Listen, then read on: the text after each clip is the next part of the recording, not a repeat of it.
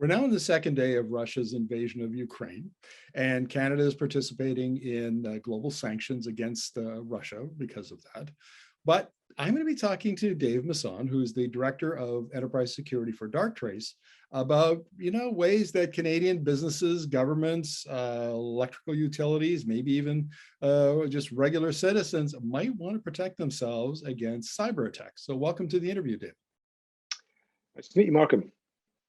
Look, what are the odds that, I mean, Russia is well known for, cyber warfare and disinformation campaigns. Yep. But I think, Canadians feel a little insulated, a little, like we're not in danger. How, are we at risk?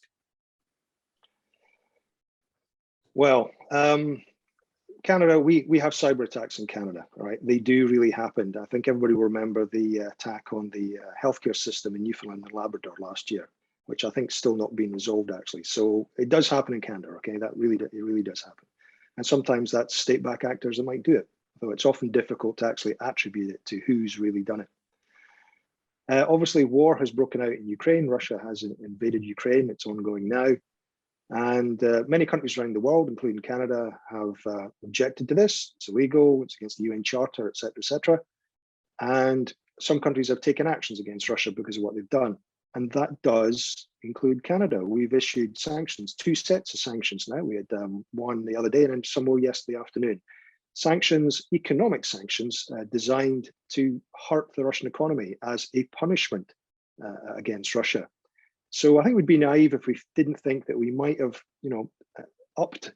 If Russia's got a target list of people they don't like, we've probably climbed up that list because of the sanctions that we've imposed. Actually, not just on Russian organizations, but actually on Russian individuals, individual Russian personalities. So yeah, we're probably at more danger, more risk now from attack by Russia or Russian-backed entities.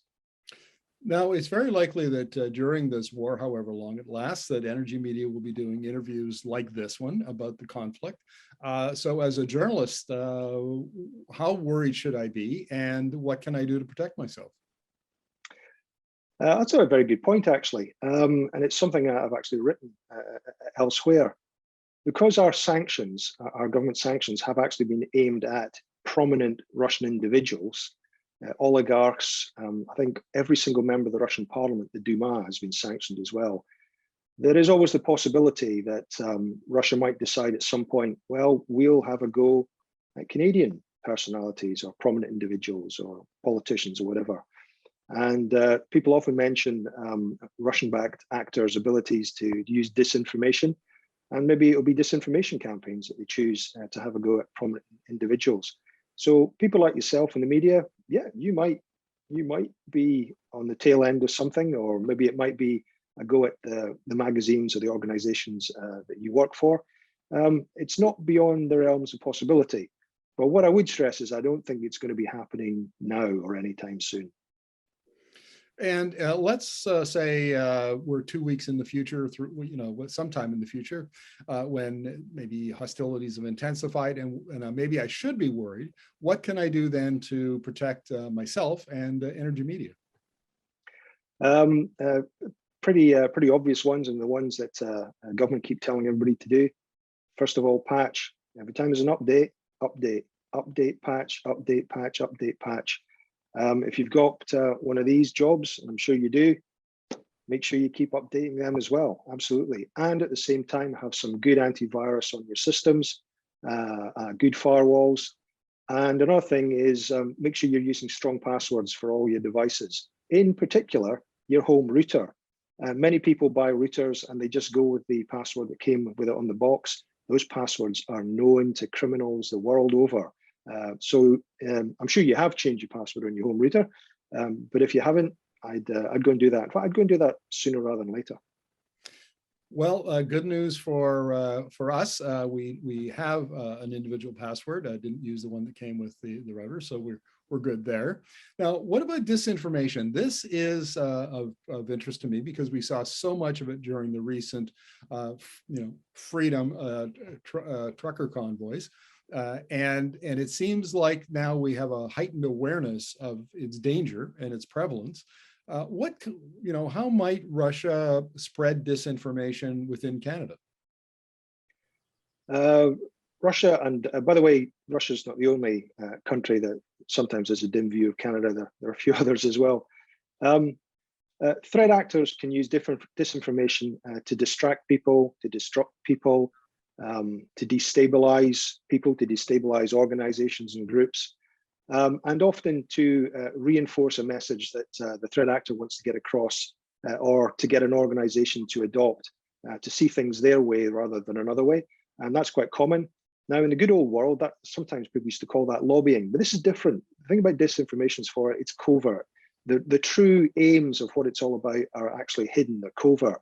And therefore, that's why we take a dim view of it, because you don't really know what the end game is. It's not like lobbying in an open and free parliamentary democracy. It's covert. We're not really entirely sure what it's about. And given the fact that a war has broken out, we're in very tense geopolitical situation, we should also consider that at these times, maybe this is not the time to get angry people even more angry about something than they already are. But that's what disinformation groups would seek to do. Bots and trolls might seek to do that, to disrupt and cause mayhem. And that's quite possible to do through disinformation. What about attacks on Canadian infrastructure, and I think in particular of electricity systems? Our own government's been telling us about this possibility for quite some time now, pretty much ever since the Canadian Centre for Cybersecurity was founded back in 2019. They've been telling this.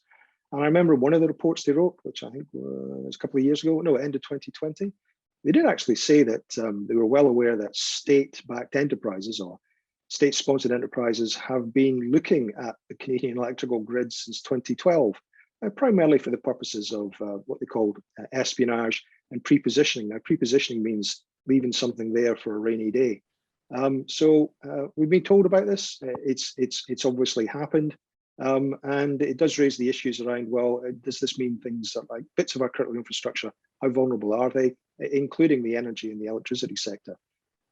It's always been well known that if you want to cause some real damage to a country, you attack its critical national infrastructure, and in particular, you attack the operational technology rather than the information technology. Dave, one final question for you. I found it fascinating as a child of the Cold War, you know, when the USSR used to be the bitter and mortal enemy of North America and Europe, that in the States particularly, and to a lesser extent in Canada, suddenly there are, you know, there's a large camp of Vladimir Putin supporters. Not something I expected to see in my lifetime, frankly. No. This seems to me to be a particularly fertile ground for the kind of disinformation that we're talking about.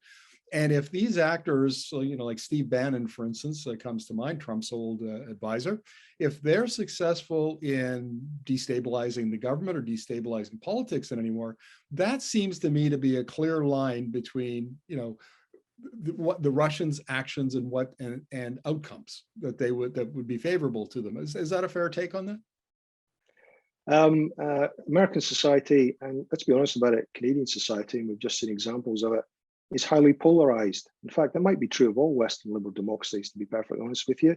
And threat actors, whether they be state actors or whatever political groupings that might take an interest, well aware of that fact and realize that through disinformation and our interconnectedness, they can spread messages, potentially messages of hate or messages to wind people up to no end, to actually increase that polarization. And as I said before, to get people to think their way rather than the way they used to think.